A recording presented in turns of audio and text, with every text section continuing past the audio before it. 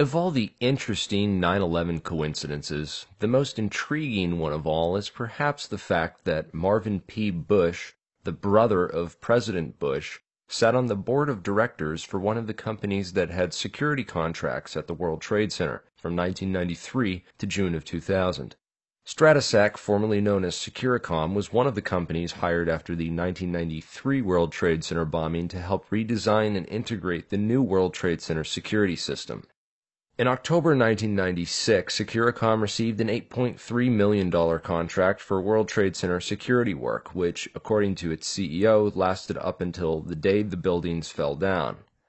It's also interesting that in the years leading up to 9/11, Stratesec had security contracts with the organization that managed Dulles Airport, where Flight 77 took off that day, and with United Airlines, which owned two of the other three hijacked planes. But it gets even better than that. Stratesec had also run security for Los Alamos National Laboratories, where at the time scientists were developing superthermite explosives of the type that had been found in the World Trade Center dust. Debunkers have used the fact that Bush left the company in June 2000, over a year before 9/11, to conclude that he could not possibly have had anything to do with the 9/11 attacks or the apparent explosive controlled demolition of the World Trade Center buildings. But what about the fireproofing upgrades on the exact floors coinciding with impact and failure on 9/11, which according to the NIST report took place in the 3 years leading up to 9/11? And what about the other Stratesec employees who stayed on? Not very much, if anything, is ever said about them.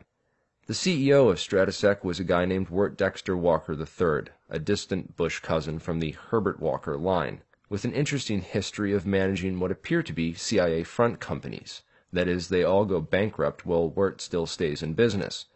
Stratesec itself also appears to have been a CIA front company. It too went bankrupt shortly after 9/11 and has some very suspicious investors and board of directors. A guy named Barry W. McDaniel was the chief operating officer for Stratesec. Barry McDaniel came from BDM International as a black operations material logistics and management specialist, working under Frank Carlucci of the Carlyle Group, the Bush-Bin Laden business partnership.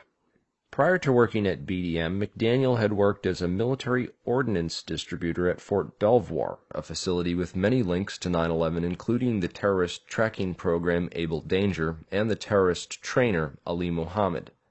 No known public images exist of Wirt Dexter Walker nor Mr. McDaniel. Any good investigator will tell you, always keep your eye on the suspect, and until now, these two have been virtually invisible. That all needs to change. There is enough evidence available to convict Wirt Dexter Walker of criminal insider trading with regards to 9/11. So why then did Martha Stewart go to prison for insider trading and not Wirt Dexter Walker? Well, according to the SEC and the 9/11 Commission, it was because Wirt and Barry had no ties to terrorism or other negative information. Many other researchers beg to differ. Wirt Walker was also a managing director at Kuwaiti American Corporation, which was the parent company of Stratesec. He was the son of a